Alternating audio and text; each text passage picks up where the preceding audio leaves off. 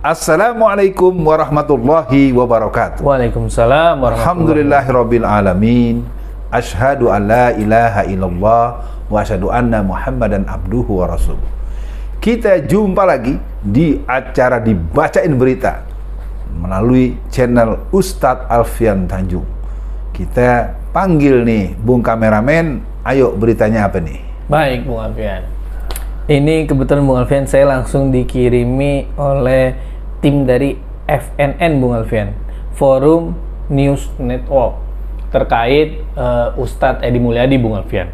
Judulnya, Sidang Ustadz Edi Mulyadi Ancaman Bagi Kebebasan Pers. Jakarta, sidang perdana wartawan senior FNN Edi Mulyadi digelar Selasa pagi di Pengadilan Negeri Jakarta Pusat. Ia akan dibela oleh sedikitnya 32 orang pengacara yang tergabung dalam tim pembela Edi Mulyadi. Berdasarkan pantauan, sebagian tim pengacara sudah datang sekitar pukul 9. Mereka antara lain Ahmad Yani, Herman Kadir, Juju Purwanto, dan lainnya. Edi Mulyadi tiba di PN Jakpus sekitar pukul 9.45 dan langsung ke tempat transit. Edi Mulyadi diadili terkait kasus pemindahan ibu kota negara yang disebutnya sebagai tempat jin buang anak. Oh, ini respon awalnya bagaimana Bung Alfian, dan kalau nggak salah Ustadz Edi Mulyadi ini sahabatnya Bung Alfian ya, jadi boleh mungkin sedikit diceritakan Bung Alfian. Bismillahirrahmanirrahim. Harinya hari Selasa, tanggalnya tanggal 10, bulannya bulan Mei 2022. Sidang perdana salah satu teman dekat saya, Ustadz Edi Mulyadi, yang sesungguhnya beliau adalah seorang yang sangat terukur baik secara jurnalistik maupun secara adab sebagai seorang yang pendakwah. Masya Allah. Nah, urusan persidangan yang beliau lalui kelihatannya ini adalah sebuah sinetron jilid kesekian. Saya mengalami, karena saya pernah mengalami hal-hal yang aneh, dan terus terang saya cukup utuh mengikuti awal-awal persidangan karena konon itu sampai malam. Jadi di awal sampai menjelang pertengahan saya masih di sana menghadiri Pengadilan Negeri Jakarta Pusat. Yang saya lihat itu berkasnya ada sekitar 3.000 halaman. Waduh, itu berarti nanti akan ada panggilan untuk jin, ya, karena jin harus dipanggil saksi yang memberatkan atau saksi yang meringankan. Maka jaksa penuntut umum, Anda harus berhubungan dengan pihak tertentu untuk mendatangkan jin agar si jin itu menyampaikan penjelasan tentang persoalan Pak Edi Mulyadi. Iya, kalau soal kedekatan Bung Alfian itu dalam bidang apa Bung Alfian? Dakwahkah atau bagaimana Bung Alfian? Ya, dulu sebenarnya secara tempat bertumbuh di tempat yang berbeda. Pak Edi Mulyadi dulu di SMA Negeri 33 di daerah Cengkareng, Jakarta Barat, dan saya di SMA 78, tepatnya dulu namanya SMPP 35. Artinya kami punya peran posisional sebagai orang yang dibesarkan di sebuah gerakan pelajar Islam Indonesia. Dan kita memang punya ikatan emosional yang kuat karena pertemanan menembus angka 40 tahunan dengan Pak Edi Mulyadi. Dia terlibat dalam artian berpartisipasi dalam artian peran profesional yang beliau sebagai seorang jurnalis dengan kemampuan yang luar biasa, dan saya sebagai seorang akademisi yang saya mengajar di sebuah perguruan tinggi yang cukup punya posisi papan tengah lah dalam kampus di Jakarta. Dan beliau sibuk dengan kejurnalistiknya, saya sibuk dengan akademisnya. Nah, kemudian Pak Edi terkena kasus ini dan saya sempatkan hadir untuk menghadiri sidang perdana kemarin tanggal 10 Mei gitu. Iya Bung Alfian, mungkin ralat sedikit Bung Alfian, tebalnya itu 900 halaman. Oh, salah. Tapi kelihatannya lebay banget ya Bung Alfian. 900 halaman ya, maaf. 900 halaman. Jadi saya lihat di lebay di mejanya tuh kayak kayak skripsi berapa mahasiswa gitu Bung Alfian. Masuk lanjut dari rilis yang dikirimkan oleh Pak Gunawan FNN.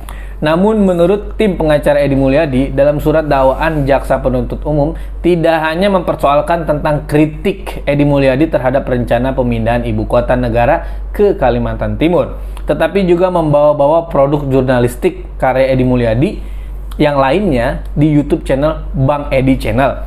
Menurut Herman Kadir, koordinator tim pengacara Edi Mulyadi, dalam karirnya sebagai pengacara, baru kali ini melihat ada berkas surat dakwaan jaksa penuntut umum yang tebalnya sampai 900 halaman. Tapi itu isinya hanya banyak lampiran.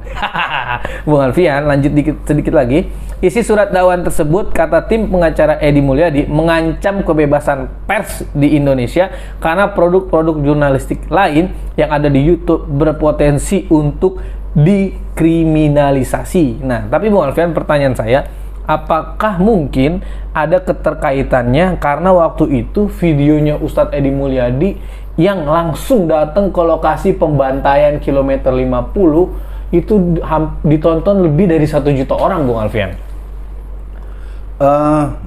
Ini harus menjadi pengetahuan. Iya. Itulah jiwa kami yang dididik oleh PII, bahwa kami akan selalu berpihak pada jiwa-jiwa pembelaan. Kami para kader pelajar Islam Indonesia senantiasa akan membela kepentingan Islam dan umat Islam dalam situasi dan tempat dan keadaan yang bagaimanapun juga. Ketika terjadi sebuah prosesi pembantaian terhadap 6 orang syuhada pemuda Islam yang mereka berada di front pembela Islam, itu membuat darah jurnalistik, darah wartawan jihad seorang Edi Mulyadi itu bergerak dia ke KM 50, dan situ masih utuh, masih ada kafe, masih ada belanja, masih ada Indomart segala macam. Jadi salah satu hal yang mungkin menjadi catatan khusus Edi Mulyadi itu punya lengkap foto, video, dan tempat di mana beberapa orang dari 6 yang kena itu 4 kan diselesaikan di situ, dan itu sangat diketahui oleh para pedagang ketika mereka sedang ditembak itu mereka dengar, kami mendengar, dan Pak Edi sempat melakukan wawancara dengan para pedagang-pedagang yang ada di sekitar KM 50, dan itu pengetahuan umum. Jadi artinya yang saya sampaikan ini sudah disampaikan oleh Pak Edi di berbagai postingan atau penyampaian, dia menyampaikan di mana-mana. Jadi intinya Pak Edi Mulyadi adalah salah satu wartawan jihad, dan dia saksi sejarah ketika KM 50 masih utuh, bangunannya, tukang jualannya, saksi matanya, dan orang-orang yang sempat mendengar bunyi tembakan-tembakan yang sangat mengenaskan dengan teriakan-teriakan maut yang telah membuat Pak Edi Mulyadi orang yang punya pengalaman empiris, kekejaman orang yang membunuh 6 orang putra terbaik dari kader FPI, yang kemudian semua kita tahu cerita ini seolah-olah tidak boleh dibuka, dan akhirnya akan terjadilah seperti yang mungkin saja di antara sebab beliau diperkarakan karena masalah ini, kalau menurut hipotesis saya. Innalillahi. Jadi seperti ada pembungkaman ya, Bung Alfian ya. Karena saya melihat, kalau saya sih curiganya Bung Alfian sebagai masyarakat umum, sampai rest area loh, rest area sampai dihilangkan, itu kan seperti ada yang diumpetin. Baik Bung Alfian, ini kembali ke Pak Edi Mulyadi, Bung Alfian. Jadi kan Pak Edi itu dilaporkan karena menyebut tempat jin buang anak, tapi akhirnya ngerempet kemana-mana. Saya kok teringat dengan kasus Bung Alfian ya. Jadi Bung Alfian dulu sempat di fitnah atau dituduh menghina macam-macam, tapi di persidangan nggak ditanya. Bagaimana Bung Alfian? Ya memang sebenarnya kan yang dikejar adalah agar orang-orang yang punya pengetahuan tentang berbagai, katakanlah hal-hal yang membuat pihak-pihak yang merasa tidak nyaman itu memang harus dibungkam. Sebenarnya gitu. Kalau baca bahasa sederhananya like or dislike.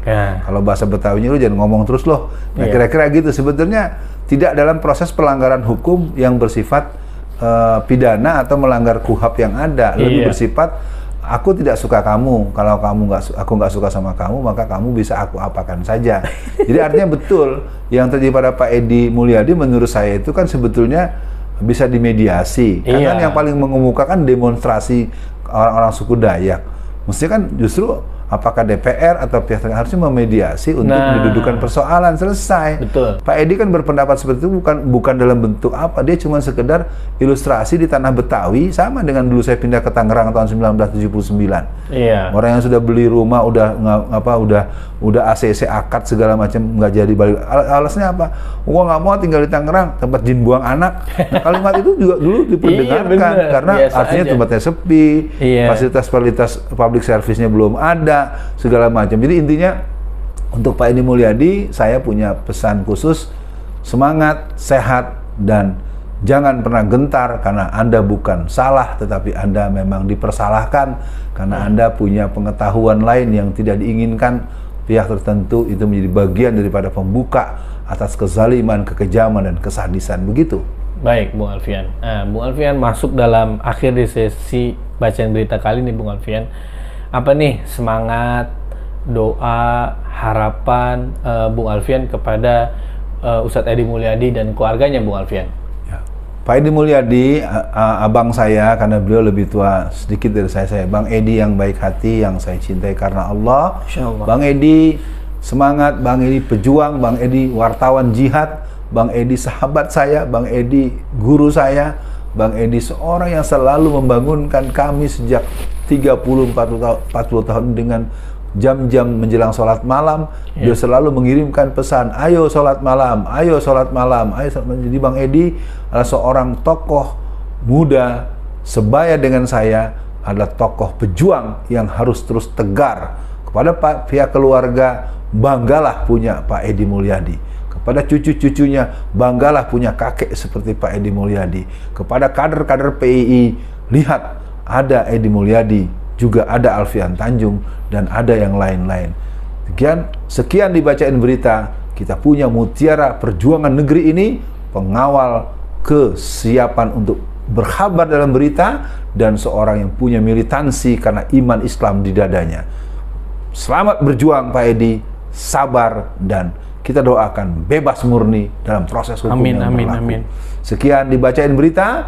Assalamualaikum warahmatullahi wabarakatuh. Waalaikumsalam warahmatullahi wabarakatuh.